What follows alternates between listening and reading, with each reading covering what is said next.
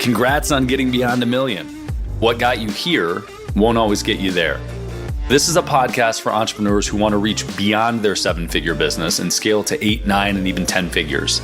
I'm Brad Weimert, and as the founder of EasyPay Direct, I have had the privilege to work with more than 30,000 businesses, allowing me to see the data behind what some of the most successful companies on the planet are doing differently. Join me each week as I dig in with experts in sales, marketing, operations, technology, and wealth building. And you'll learn some of the specific tools, tactics, and strategies that are working today in those multi-million, 8, 9, and 10-figure businesses. Life can get exciting beyond 1 million. Ryan Deiss, I appreciate you hanging out, man. It's good to see you. Appreciate you having me. I'm glad that we finally made this work. Yes, it is odd that we're doing this remote when we're 7 miles away from each other, but that's how it be sometimes. Well, anybody who knows you would know it's not that odd. Nobody really wants to hang out with you. And so it's totally, love you, it's, and it's especially odd when we're always together, just in other, parts of the country or world. Yes. We just, we get around, we're busy and don't have time to do stuff like this. So I'm glad we're making the time now. Yes, I thought where you're going was not to deliberately degrade my personality on my podcast, but instead to make a comment around how I don't leave downtown, and you are not downtown. But whatever direction you want to take it, man. No. It was really just about you. I'm happy. I go downtown all the time. There yesterday. There earlier today. I came back to do this remotely. So. Ryan, for those that don't know, you founded digitalmarketer.com, and the Scalable Company now, Traffic and Conversion Summit, War Room, a variety of things that I think people in the digital marketing ecosystem are familiar with. And for those that aren't, they should be. But that's how I met you years ago. Can you give me some frame of how big any of those entities are right now to give people an idea of that? Yeah, we generally live, for just about all those, some a little bit less, but they're all in the solid 8-figure a year range. And yeah, that's kind of where those live. We're really good at getting companies to the, kind of $20 million range. If I'm being completely candid at that point, just what they require is something that we don't necessarily want to give. And so generally what we're doing is we're either, breaking off a piece of the business and allowing it to exist on its own. We call it like a goose that's going to lay an egg. And so we're going to lay an egg and have the egg leave the nest, or we're going to sell it. So to date have not built a 9-figure business, but love the 8-figure land. And what's the headcount like across those? Oh, it's pretty low now. I'm trying to think. It was higher, right? Previously, pre-COVID? Yeah, pre-COVID. So where we are today, I want to say we're like 55 or 60. In 2018, we were a couple hundred, at least. So in 2019, I sold a number of, there's me and a couple of other business partners, and we had a lot of different companies in our portfolio group. Literally a couple of dozen companies that were in this broader portfolio, of which Digital Marketer and some of the ones that you mentioned, were among them. But the majority of the entities were actually in the consumer, e-commerce, and media space. So it's the stuff I'm not known for because my face isn't on it. But we sold just about all of those in 2019 and 2020. We sold our event, Traffic and Conversion Summit, a majority stake of that event, in 2018, which was a good time to sell an event. And so we were left with just Digital Marketer, as a business. And so then it was kind of like, well, what do we do now? What are the things we want to do? And ultimately decided like, hey, let's double down and stay within the kind of the B2B space with training, with consulting, with advising. Because really what I love the most is just working with entrepreneurs, investing in businesses, being active where I can, being passive where I can't. And so that's kind of the day job today really looks more like an advisor and an investor. So that's an interesting place to jump off, because digital marketer I knew as selling information for sort of fledgling entrepreneurs and people that were trying to learn how to market things online.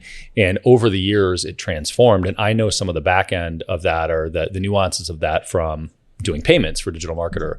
But how big was it when you said, hey, we want to start targeting, medium-sized businesses or enterprise businesses to teach marketing to them versus here's an ebook or here's a video course? Yeah, good question. So when that happened was about 2015, 2016 was when the intentional decision to really pivot away from, and I want to say away from, because it was more, let's add this additional group and sort of change our messaging to include them. And I can kind of speak to our thought process around that and how we did it, because it largely worked. Nothing's ever perfect, but it largely worked. But the decision that we made to say, okay, let's not just talk to the entrepreneurs who want to figure out how to market their business online or start a business online. Let's talk to this ever-growing swath of just marketing professionals, right? Like digital marketing, it's becoming a thing. It's like a real job and everything. And there's people who are, they have that job title and they want to, get certified in it. And so we looked around in 2015, 2016 and said, this is a thing now. Employees and want to get trained in this so that they can up-level their careers. Managers want to get their teams trained in this. This is really the direction we should pivot the business. That happened in 2016. I think prior to that, we were kind of in the $4 to $5 million a year revenue range. And most of that was launch driven, right? So we were like a lot of businesses doing, a couple of big launches a year, and that's what constituted, 50 to 75% of our revenue. And I liked the idea of the combination of recurring revenue through providing people with ongoing access to certifications, but also the bigger checks that you would get from enterprises. Now, the reality is that selling to enterprises, turns out it's a completely different sales motion, requires a completely different marketing strategy. We had no idea what we were doing, and we largely failed. Okay. We just did. I'll just be completely transparent. I wish I could say that was a test that we just hit it out of the park.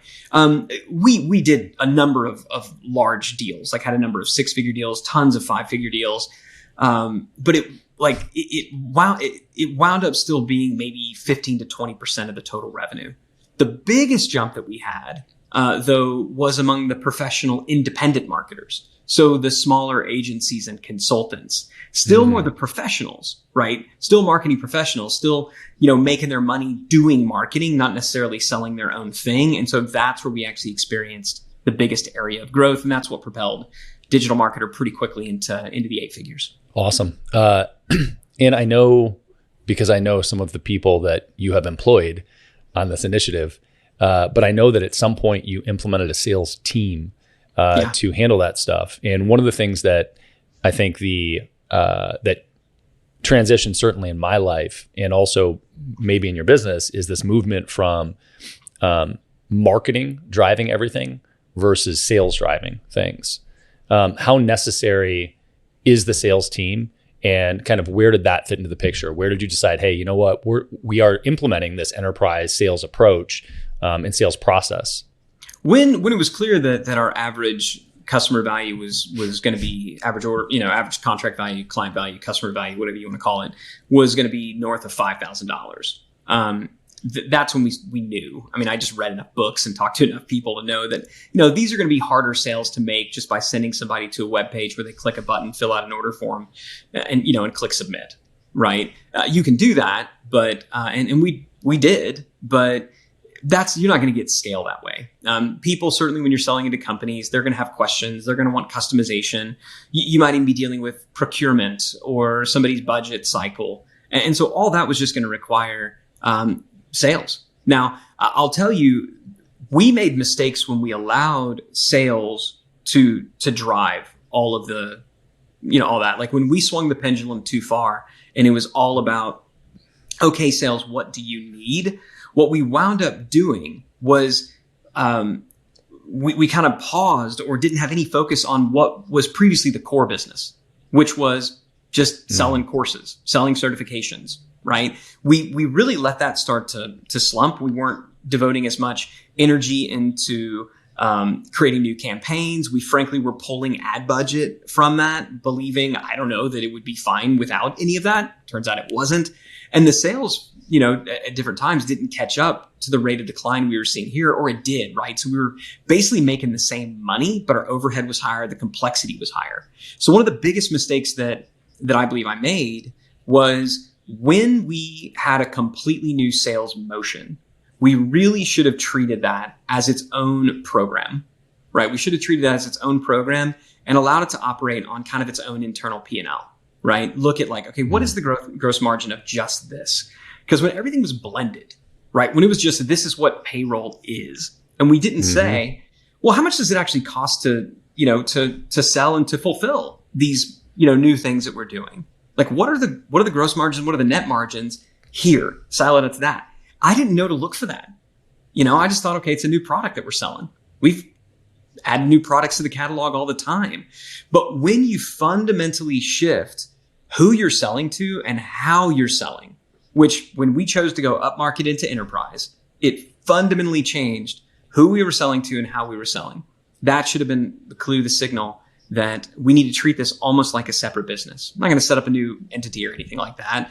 But we're going to create a new class for it.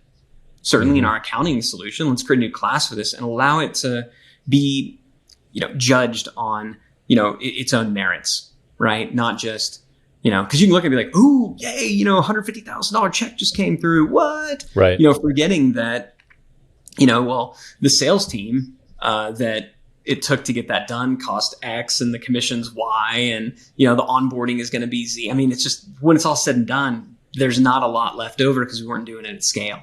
What if we just applied that same focus to our core business? And so we allowed a lot of things that weren't as good as we thought they would be to persist longer than they should have because we didn't look at them independently. So I will say, by and large, we did figure it out and we made it work, but it just took longer than it should have. And we allowed, I would say, certain people in certain roles to persist longer than they should have been allowed to persist in those roles because the failures were just able to be hidden. Yeah, that's interesting on a lot of levels to me. One is that I think it's just the distinction of the segmentation would have allowed you better visibility to make cleaner decisions. And instead, maybe you were looking at it, and this is what I heard was that, hey, revenue is similar or maybe even increasing, but margin was eroding. And it wasn't totally clear that it was eroding so much because you were seeing the aggregate margin and you basically had no margin on the sales team. And so it was being offset. So the margin was eroding, but not by enough to really create a huge flag, even though that one unit wasn't producing. It wasn't that's profitable. You nail it. And I want to be clear. I'm not blaming the sales team for that, right? No. We should have budgeted accordingly and made sure that we weren't putting so much pressure on this new sales initiative to make up for the losses that were incurred, because when sales dipped on the other side of the house, that added extra pressure to the sales team, right? We should have gone into it and said, okay, let's treat this like its own business unit, right?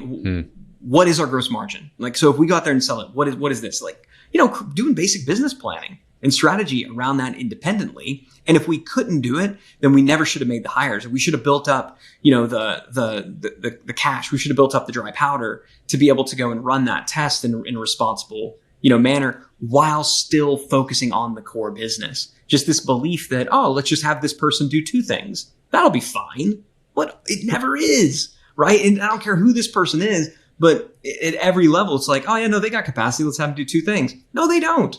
They don't. And so we did that across the board. We did it with people. We did it with investment. We did it with systems. And we definitely paid the price for it. Man, that's tough. So I think that's sort of for a lot of people. And we're currently struggling with this, which is we're in sort of this zone of we want people to have dedicated, very narrow focuses.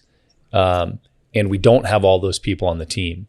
And so with the absence of that, there's still this desire to throw another hat on somebody's head, right? And when you're tiny, when you're a team of 1, 2, 5, 10, and it really depends on the business model, everybody's wearing a lot of hats. It's the nature of the beast. And some of that is financial constraints. As you get bigger, it's, are you good enough at hiring to find that person? Perhaps. But at what space Did you have a financial constraint that was getting in the way of separating responsibilities for the roles, or was it just a misstep? Yeah, I don't know that we ever even thought to do it, if I'm being completely candid with you. I don't know that we ever thought, hey, you know what, this is really a new thing. We should treat it like a new thing. Let's get it a dedicated team, whatever that looks like, and give it its own budget. Right? Let's do that. Got it. I don't believe we ever thought about it. If somebody threw out the idea, I must have immediately disregarded it. Okay. But had someone thrown out that idea, I still think even in the moment, I would have said, yeah, there's no way. I don't think we can do that. We can't afford to just say, right. Oh yeah, let's have another marketing person over here. In addition to the salespeople we're hiring, let's have another marketing person, and maybe let's have a program manager. This really is probably going to need an additional, rev ops person, because now we're dealing with sales pipeline management and tracking and analytics. Like, yeah, we're going to need to duplicate some roles on this side of the house to put it over here in this new program. I don't believe I would have accepted that. I probably would have said, well, let's try it first. And it's one thing if you say, let's run a test, right? But if you're going to run a test, you're going to have this pesky thing called a hypothesis, right? You're going to say, we're going to do the following, and we believe that if we do this, this will be the result. The way a lot of people do a test is they grossly underfund an idea. And when it doesn't quite work, they just allow it to slow bleed death by 1,000 cuts. And they wake up one day and their business is in shambles and not sure why. Right. And it's because you didn't run a test. You just had a freaking leech that you allowed to stay attached to you. And it was a leech very often of your own making. And, so what I do believe, the constraints though are what you said. Budget, like just having the free cash flow to afford to do the duplicate hires, that would have been the first thing. But the second thing would have been, where are we supposed to find these people? Right? And so this is the hard work of scale, right? The hard work of scale is making the decision, when are we going to invest in something before we can technically afford it? That's hard. That's risky, right? And then, because more times than not, the investment looks like a human, right? Now, the nice thing about investing in a human is they tend to come with a 12-month payment plan, right? If you're hiring a $150,000 a year person, you're not cutting them a check for $150,000 day one, right? You're paying them out over time. But the downside is that they're people. And I gotta hope everybody listening, watching takes the social responsibility of hiring seriously. You ask somebody to join your team and they say yes, they said no to a lot of other things, including those things they never had the opportunity to say yes to because they stopped looking. You should feel the weight of that. Like there's pressure there. And so to screw with somebody's life on a wild, crazy, harebrained scheme. So I think a lot of people, the old adage, slow to hire, quick to fire. And people say, well, that's really hard. And it is. I think the reason it is because most people are just good people. And they know that if you go and you fire somebody through no fault of their own because you screwed up, well, that freaking sucks. Sucks for you, but it sucks for them too. And so we try to make it work because we don't want to say that we're bad at business and a bad person. But really what you wind up doing is just delaying the inevitable. You stay their best, worst option and they never get the opportunity to go and look. So there's not a great thing. It's just, you do the best that you can. That's ultimately what I said. But what doing the best that you can looks like is actually formulating a hypothesis. You do not have to write a business plan, but you should write down some assumptions that you are making, and you should have some way to test those assumptions before you double down.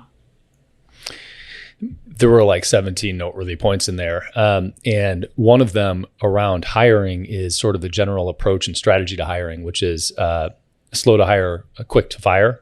I know other entrepreneurs that have leaned into quick to hire, quick to fire, which is, look, I'm not going to vet that heavily because I just need to see if they work. I need to see if they plug in and work.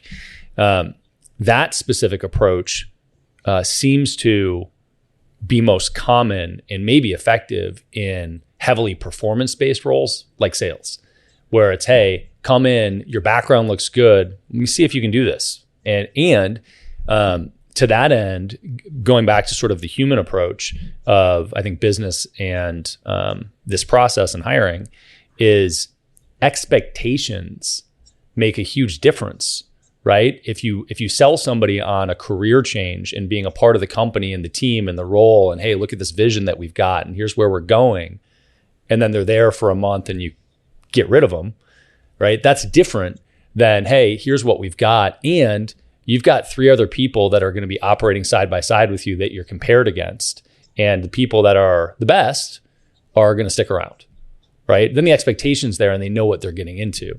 But I had a hell of a time. Yes.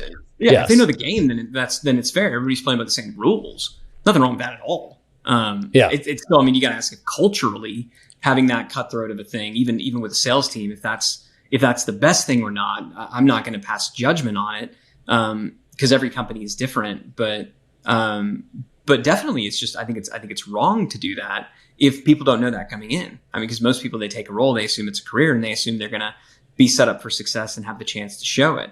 Especially when you're talking about entry-ish level people. I think you can be a little bit more deliberate with executive level folks. Somebody's coming in, but still at that level, you got to give them a quarter or 2 minimum, right? I mean, you just got to. I think the hire fast, fire fast.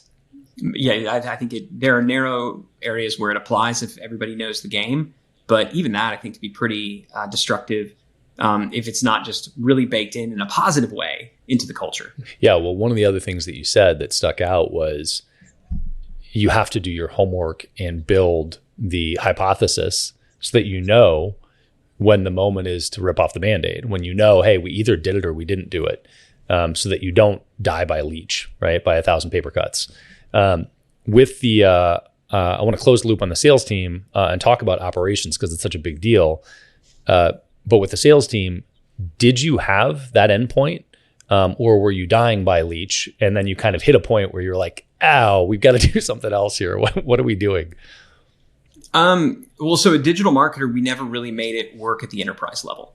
And so specifically a digital marketer, and I believe that we could have, but what I realized is that it was going to force us to so adapt the brand into something I didn't want it to be.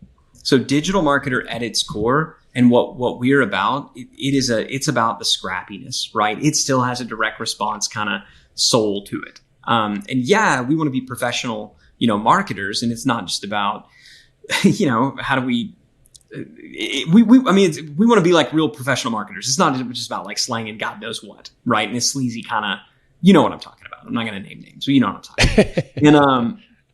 And so we wanted that, but we didn't want to go full blown corporate.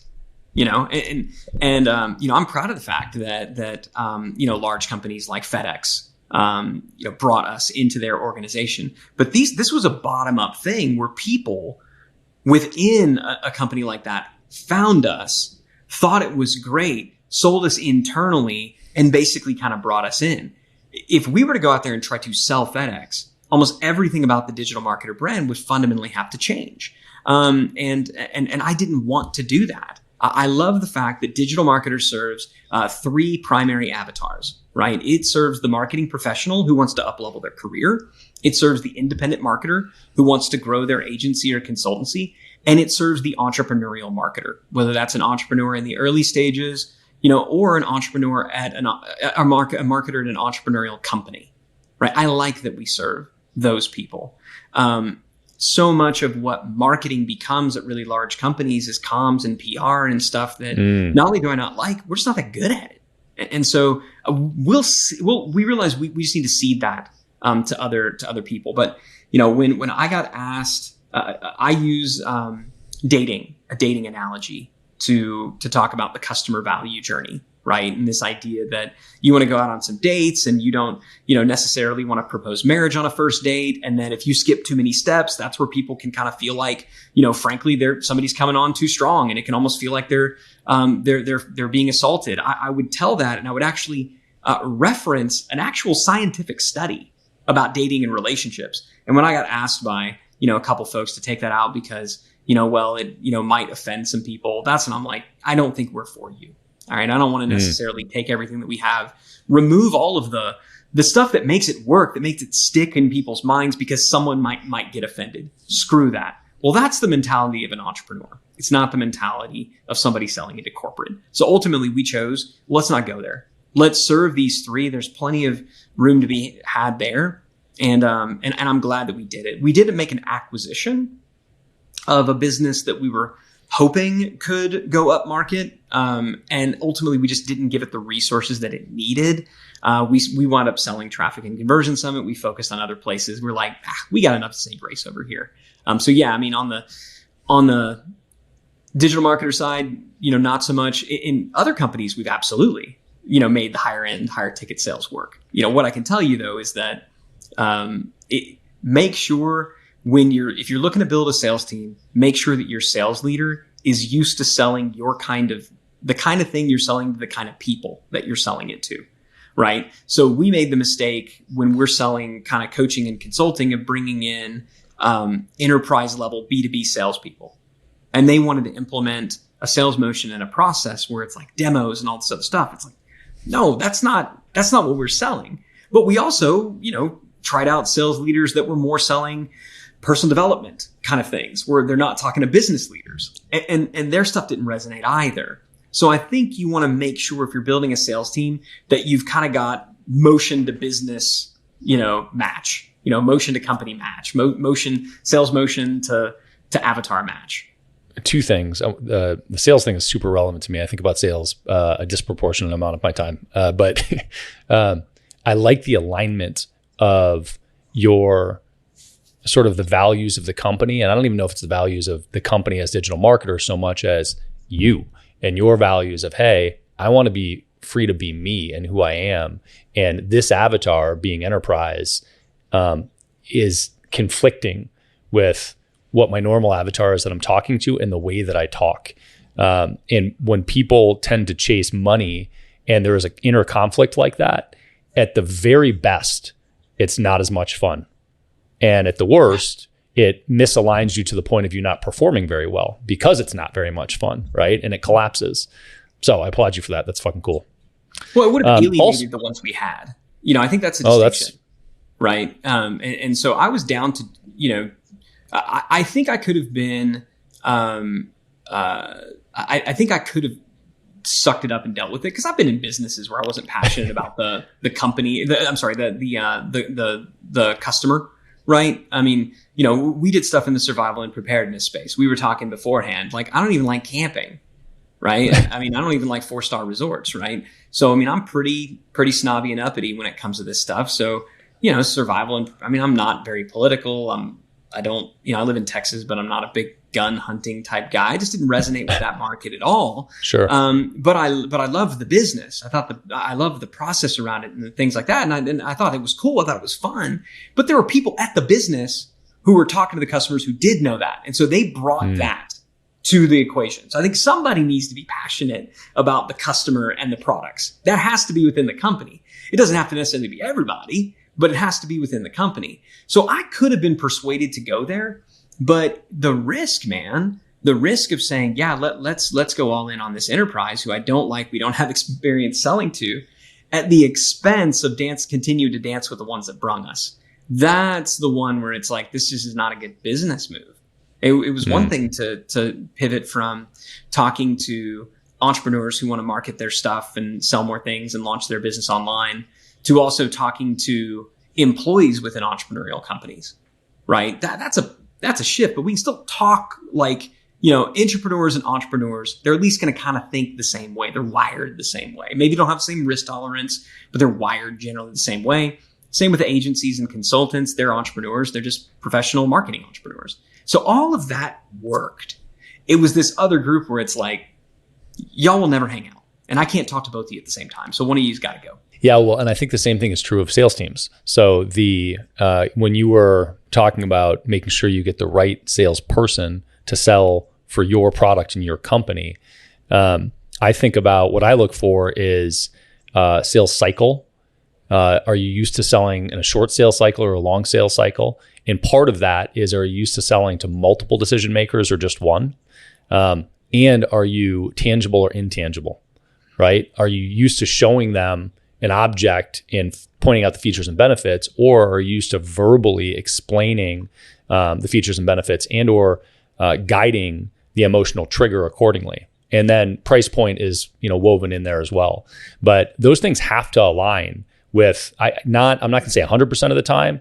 There are charismatic salespeople that are just good at convincing people of anything. But if you want a systemic approach to sales, they have to align with the product that you're selling. Like it has to tee up because those processes are so different. You said that so much better than I do because I was trying to say sales motion, and I think your distinction of are they selling the tangible or the intangible, and also the selling to multiple decision makers, right? That's an aspect of the sales motion. But you're right, and like certainly sales cycle is an aspect of it. But the biggest distinction are the two that I heard you highlight, which is can they sell to multiple decision makers up through the chain of command? That is a fundamentally different thing than selling direct to an entrepreneur where, maybe they got to convince a business partner or a spouse, right? Fundamentally different, even if they're both quote unquote B2B. But I had never thought about selling the tangible versus the intangible, but that's exactly why a lot of folks you brought over from software haven't been able to sell certain things, right? But also what we're dealing with, now certainly on the scalable side, there's a tangibility to it because we're selling business systems and processes. We're selling templates and tools. So it's tangible, but it's not full-blown software. But it's also not, we just want to make you feel better, right? We just want to, we want, it's not personal development kind of stuff, which I'm not knocking. But that's a fundamentally different way to sell. And when we had people who were more used to selling kind of the personal development type things, they kept talking to business owners like, yeah, but what do you want? I just want you to articulate what you want. The business owner's like, I want to grow. I want it to work. And I want more money. I want it to work. Well, yep. Yeah. I just want it to freaking work. And like, no, what does that mean for you? And they're like, I just told you. And like, as a business owner, I get it. If you need to unpack all the things like, no, you understand, I have a business. This business is stuck. I want this business to grow. That is the only thing that matters to me right now. Right. Yeah. And I'm not thinking about the car I'm going to buy or the boat or the house or the vacation. Like I'm not. I identify with the success of my own company. So, and yet we get somebody who's used to selling to entrepreneurs, like want to grow. Cool. Totally get it. From where to where? Man. Yeah, got it. We can help with that. Let's talk. And people like done.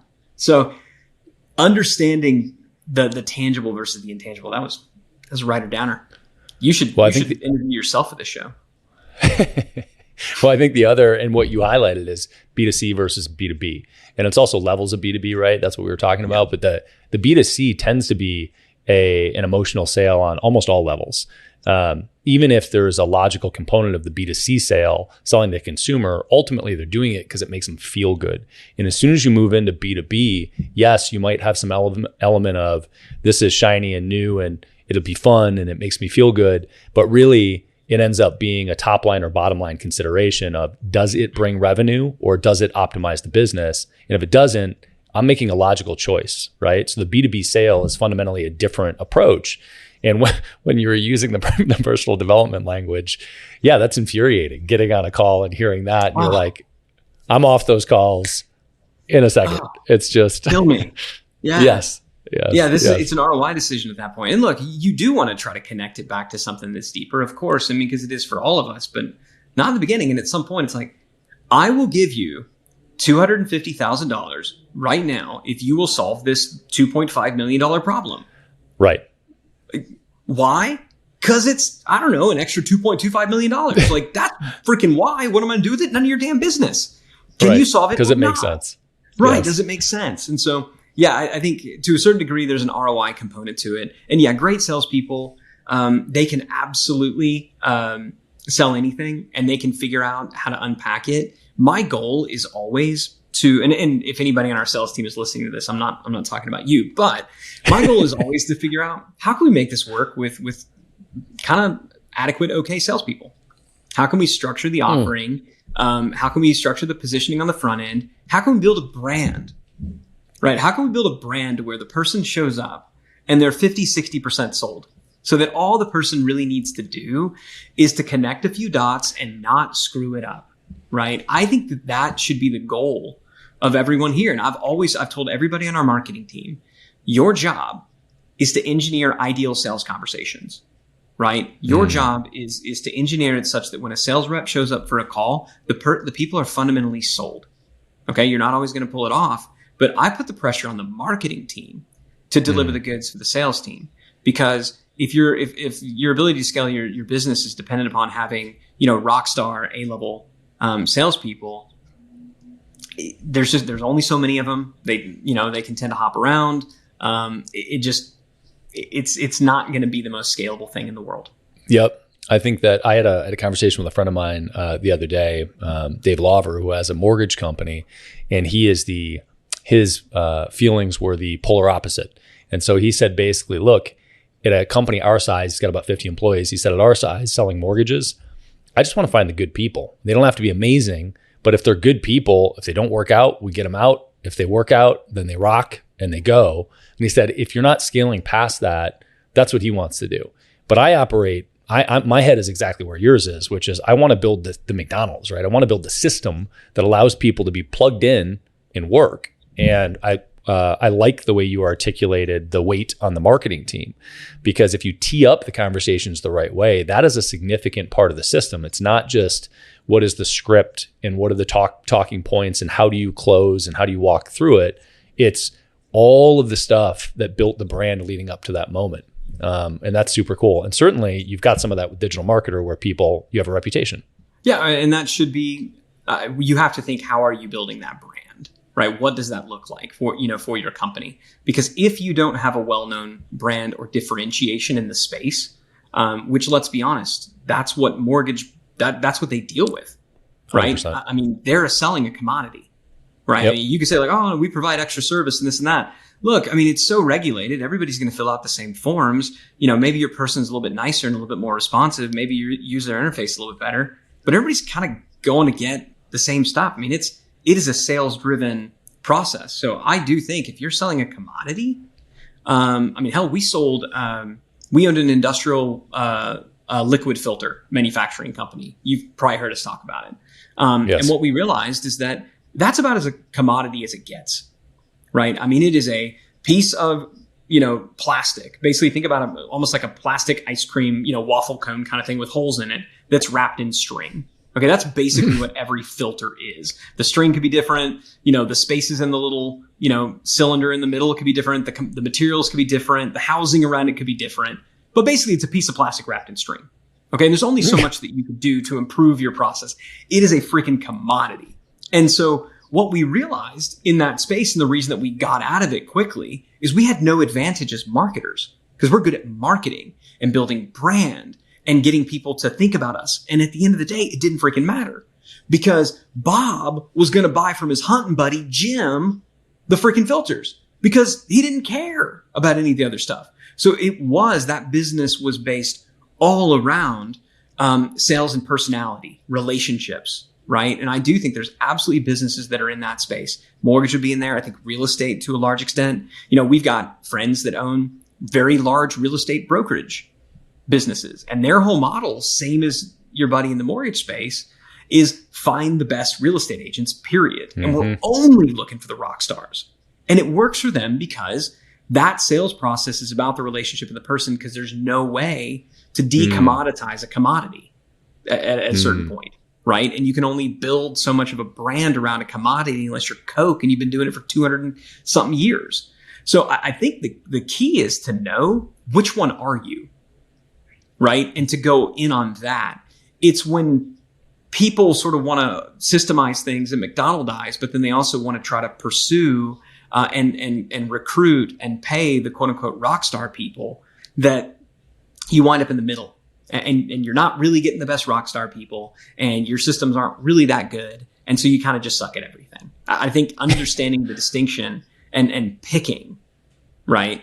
Picking, is this, where does value get created? Does value get created at the product level with innovation? Does value get created at the marketing level with the brand or with our acquisition strategy and our messaging and our positioning?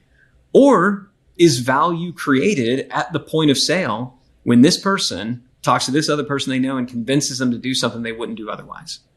Know what business you're in and optimize for that. Yeah, I really like that distinction a lot. And I also really fear having horrible systems. All I want in my life is to have clean systems, because I believe inside of structure and frame is where you find freedom. you don't have to make the mundane, simple choices anymore if those structures and systems are in place. And it allows you mentally to free up and focus on and think about other things, and also delegate then effectively, which is a good segue into Scalable. So Scalable is the newer company, and you can tell me when it was founded and the framework for it, but you focus pretty much on just that, creating the systems and structures for businesses. Yes? Yeah, I mean, the basic idea is working with accidental entrepreneurs, people like us who didn't necessarily go to business school, have the perfect pedigree, didn't raise a bunch of money. We kind of woke up one day and had a business, right?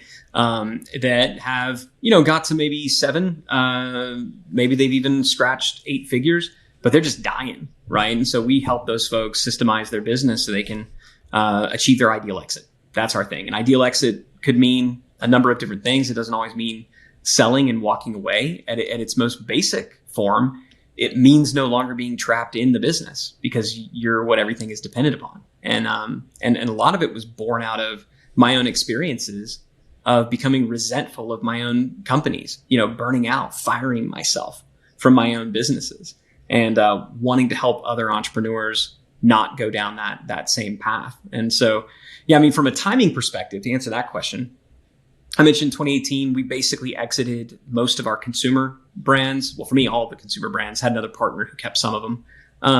And then we were left with digital marketer. And so there we were, middle of 2019, what do we want to do? And it's like, hey, let's do what digital marketer did for marketing, right? In terms of systemizing, when I first got into marketing and digital marketing, it was all about who could come up with the best offer, right? It was being the A-list copywriter. It was the guru type thing. And I firmly believed that this could be systemized, right? That we could come up with systems and templates and processes, and everybody could do good marketing. And if we did that, then the best product would win, right? That was kind of the belief that guided digital marketer. And I said, let's do that again, but for entrepreneurs, right? Mm-hmm. Let's not have entrepreneurs burning out like I did. And let's let people who believe rightly or, most of the case wrongly, that their business is, unsellable or unscalable because it's dependent upon them. Let's give them an exit opportunity. And I think that would be fun. So we decided we would form the Scalable company in 2019. I remember delivering this big speech to the company saying, this next year, 2020, when we come back from the New Year break, this is our year. This is year 1, 2020. We're going to be rocking the Scalable company. It's going to be awesome. Of course, 2020 came, and so did COVID. And we were like, maybe now's not the best time to figure this out. Maybe we need to kind of, circle the wagons and just make sure we don't go out of business. Turned out 2020 was a great year to be selling digital products and digital training. So we were scared for nothing, but didn't realize that until the end of the dang year.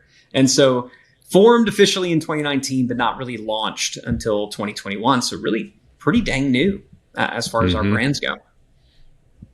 Yeah, it is 2022 August for the record. So what my immediate question there that popped into mind is, did you have a framework that you ran Digital Marketer by initially? And did that change? Because launching Scalable is you are creating a set of frameworks and systems for entrepreneurs, but there are tons out there. And did you reinvent the wheel and create these systems and say, this is what we're going to do? Or did you latch on to one of these existing systems to run DM by at some point? Yeah, I mean, over the years, look, I've been doing this for 20 years now. And so over the years, we've tried all of the prevailing systems out there, whether it's, EOS, Traction, Scaling Up and Vern Harnish. And I want to say all those are great. They really are. I think they're great. And I know some of those people personally, and I think they're phenomenal humans and great companies. So I'm not here to knock any of it and say that ours is better. But my experience with them, as well as with a lot of the, entrepreneurial groups out there, whether it's EO or YPO or Vistage, again, of which I've tried them, been in them, think that they're great and definitely have their place. But I just felt that they were missing a lot of elements that made that businesses today in particular needed, right? I mean, there's just been a lot of changes. A lot of these systems that have been out there and given to entrepreneurs were just developed. I mean, just frankly, they were developed in the 80s and 90s. And businesses have changed. The way that companies are run have changed.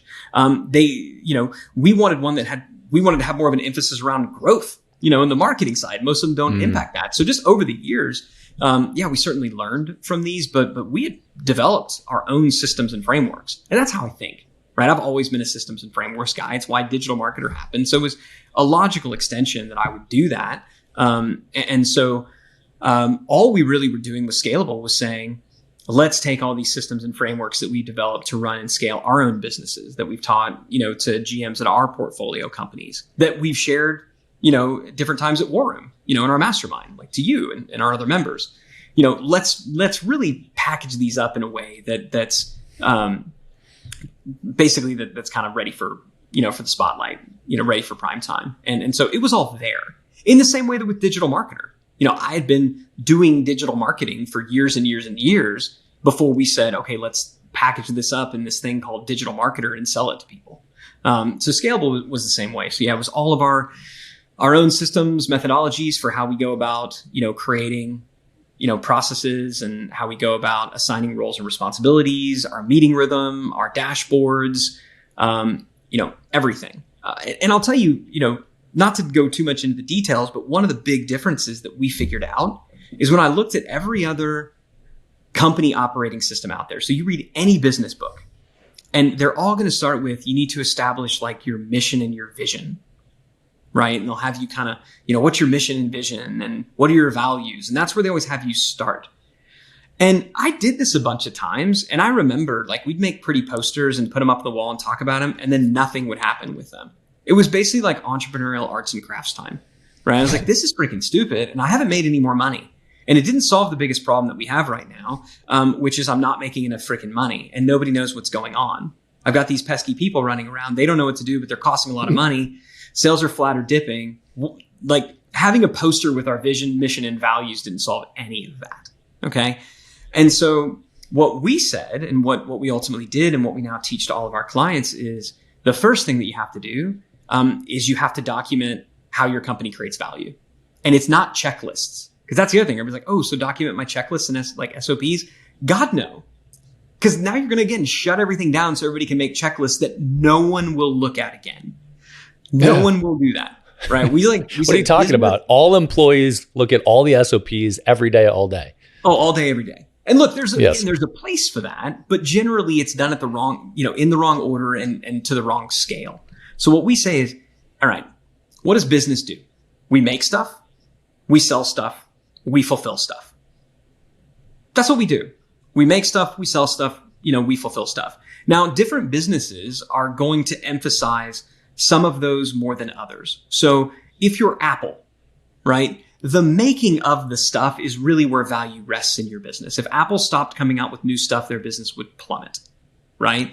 Whereas a company like yours, there's going to be new product offerings, like new elements to it. But in general, you're less driven by, oh, we need to come up with a new way of taking credit card processing. Like it's the same, right? Yep. Opening up to new markets. Sure. I'm not saying there's no innovation. That's just not necessarily where the value rests within a business.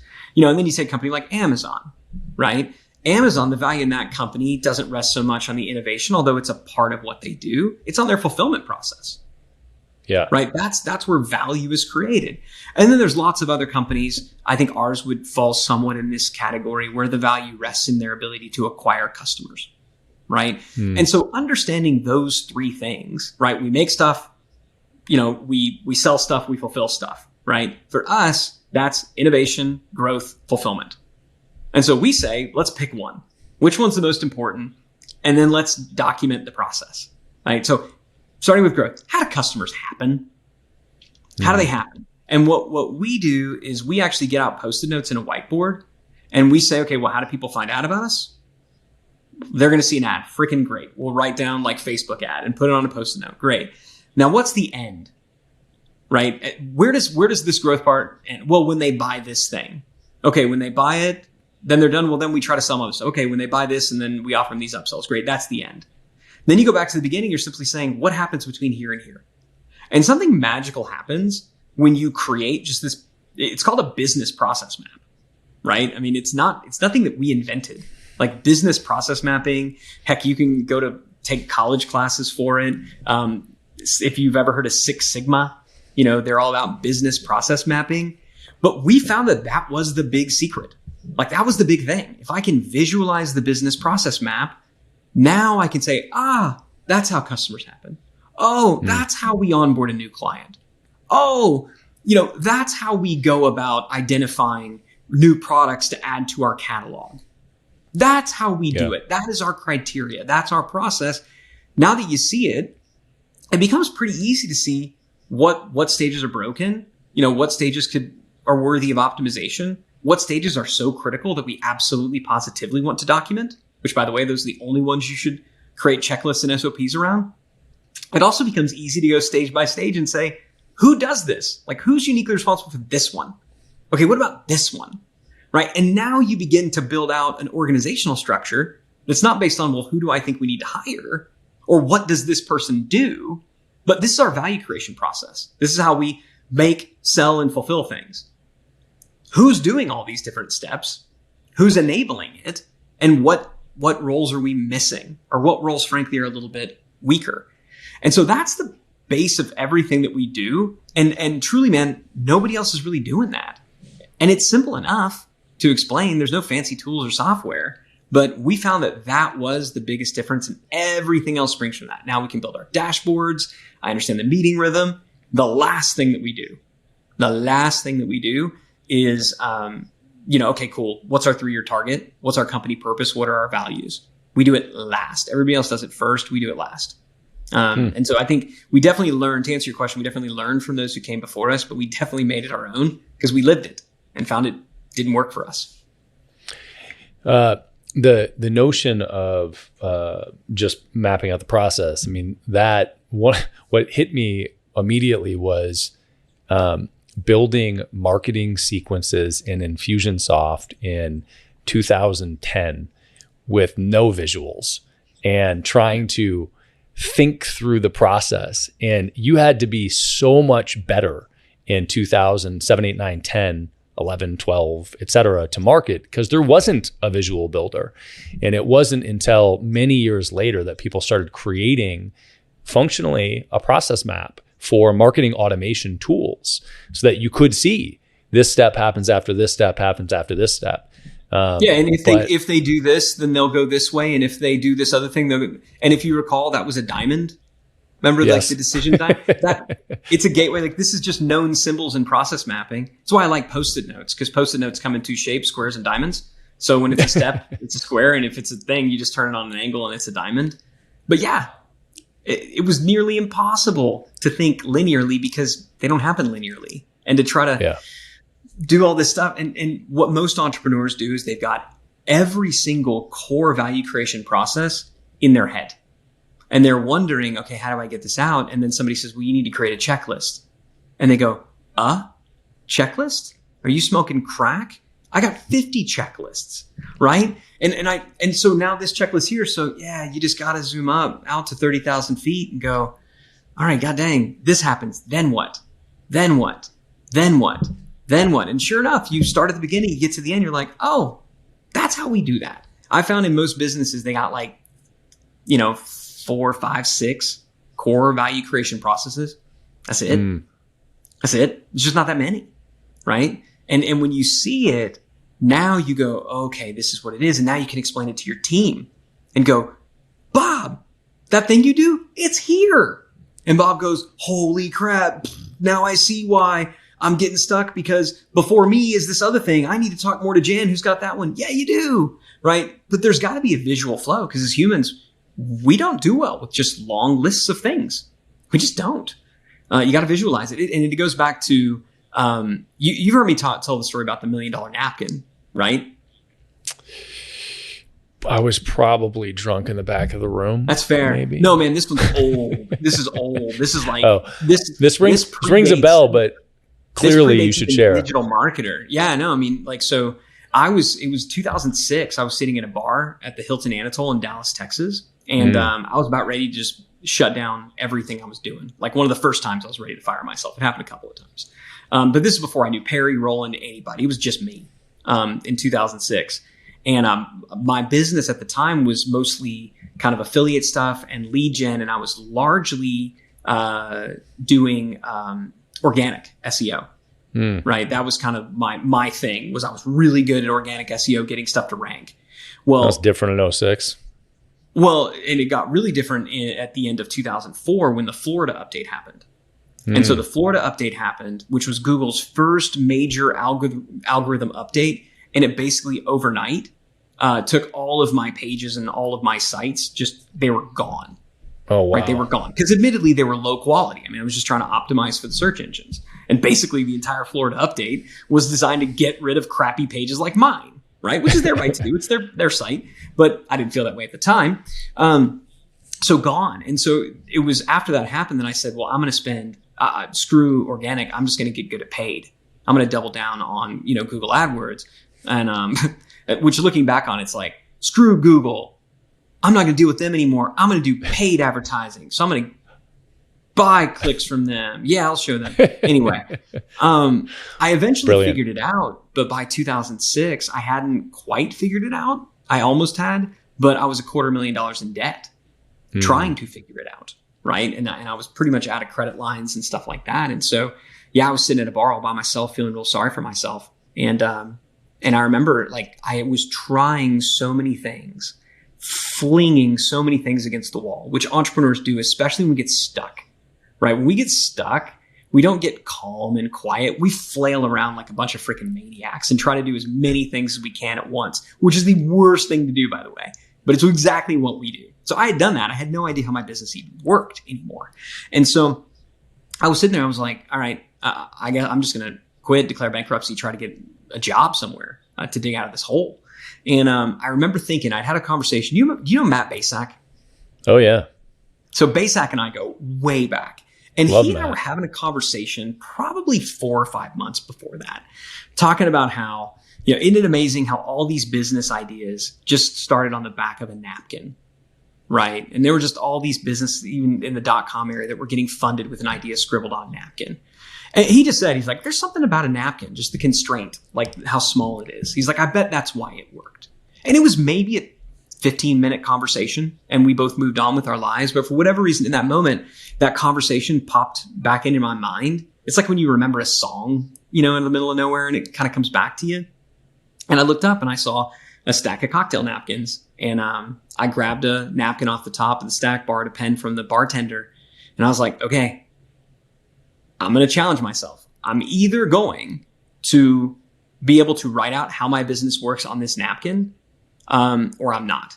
And if I can't, then that'll be that. I'm going to quit, declare bankruptcy, go get a job. And if I can, then I'm only going to do this napkin plan.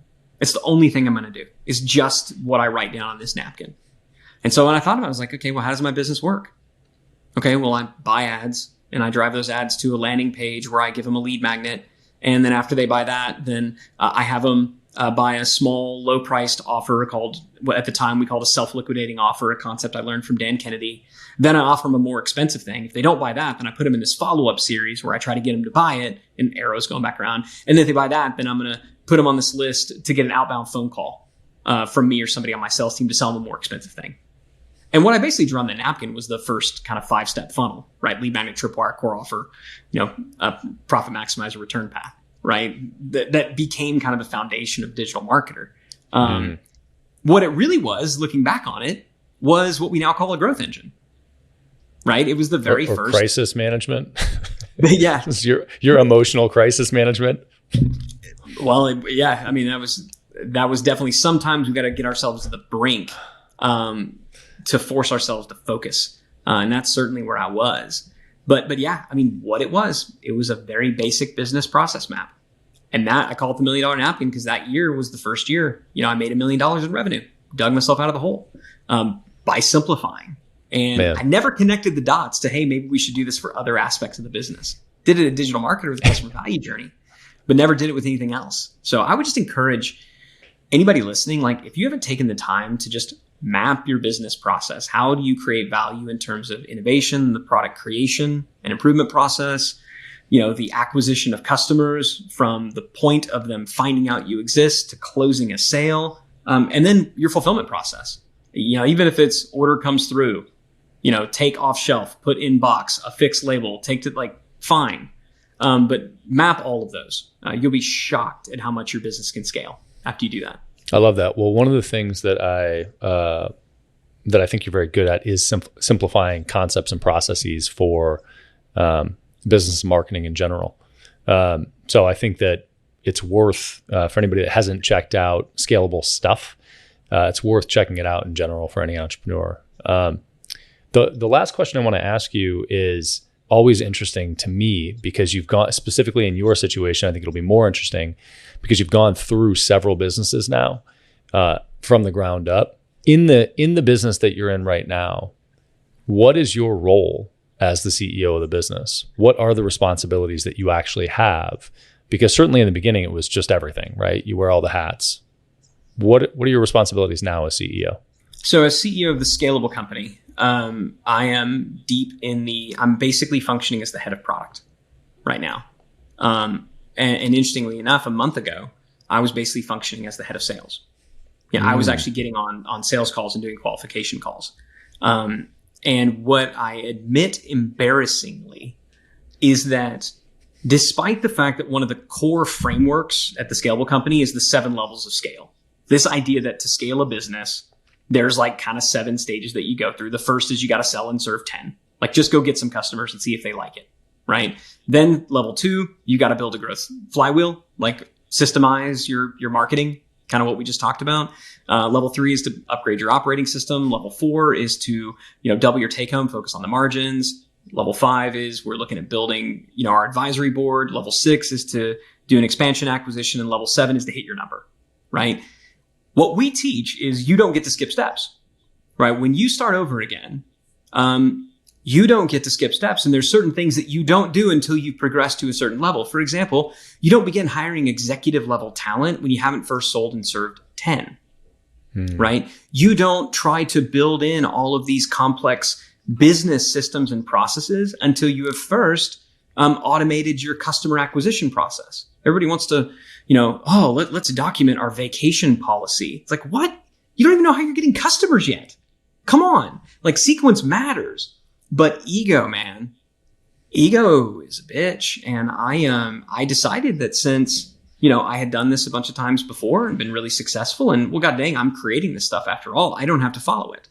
And so I said that, we really officially launched Scalable in 2021. And we basically spent,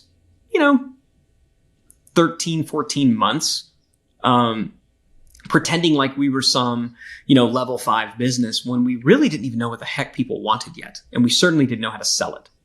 And so it was, it was a couple of quarters ago where it was we got to go all the way back to basics. And so I went back to, I'm going to start talking to customers and trying to sell it myself and see what they say. And then I'm going to do the onboarding and some of the fulfillment to see where do people get stuck. And I had to go all the way back and do that for a couple of months before I figured some stuff out. Now we could hire some people to do that. And so I feel really good about where the sales and marketing process is. So now what I'm doing is looking at systemizing the fulfillment engine. Once that happens, then we're going to be a good way through the process of just getting our operating system in place. And I don't believe that you're truly a CEO. You can have the CEO title, but I don't think you're truly a CEO until you have an operating system installed, right? This is where we've got our core systems and processes documented. Our user interface is there, meaning, these are our metrics dashboards and our meeting rhythm, and they happen whether you're there or not. And we've defined, we call it something different, but let's just call it mission, vision, values, right? For once that's established, then you can begin to build out a true executive team, right? That can operate a business without you. Then you can look at bringing in an operator or even stepping away and bringing in another CEO. But for us, you can't call yourself a CEO until your operating system is in there. And the ultimate test for it is, can you take a 30-day vacation and come back and your business be at least as good as when you left it, hopefully better. And so I'll tell you, I've got the CEO title. Thanks for calling me that. I'm not acting like a CEO today. I'm wearing the hat of the head of programs. And I'm probably going to wear that hat for the rest of this quarter. And maybe in 2023, I'll get to be a real CEO. And then I hope once I'm a real CEO, I can get out of that seat, give that to somebody else so I can, do what I like doing, which is advising real CEOs and real operators. I love that. Well, I appreciate the distinction and the humility. That's awesome. And I appreciate the time, man. Where do you want to send people? Do you want people to, is it scalable.co? Is that the easiest place to find you? Yeah, scalable.co is where you can get info about everything we're doing on that front. And if you're not in a good business mastermind or anything like that, definitely go there and check out Founders Board. But I'll tell you, if you're stuck from a marketing perspective, be sure to check out digitalmarketer.com too. If I can get a second plug in there. We see these as being, like we say to business owners, if you're at level 2, live in digital marketer land. And then once you've got that growth flywheel spinning, even if it's a little wobbly, once you've got, your sales and marketing systemized, have your marketing people stay in digital marketer and you can kind of go up to Founders Board. So that's how it works. Or feel free to just give them your personal address and they can come by your house and give you warm hugs. I know you like that when strangers come by. You can send it there too. Depends on the stranger. Yeah, I know it does. Well, Ryan Deiss, thanks for the time, man. It's always good talking to you. And I think that there's lots of good stuff for entrepreneurs. So I appreciate what you're doing. Likewise, buddy. Thank you. If you learned one thing on this episode, share it with another entrepreneur. They need to hear it. Also subscribe so that new episodes just show up on your phone. It's a lot easier that way. And if you want the really good stuff, check out our free BAM! Tactics and Strategies course. It's where we curate the best tips, tricks, and tools that our guests know, whether they've shared them on the podcast or not. Just go to beyondamill.com. You'll also find previous episodes and show notes at beyondamill.com.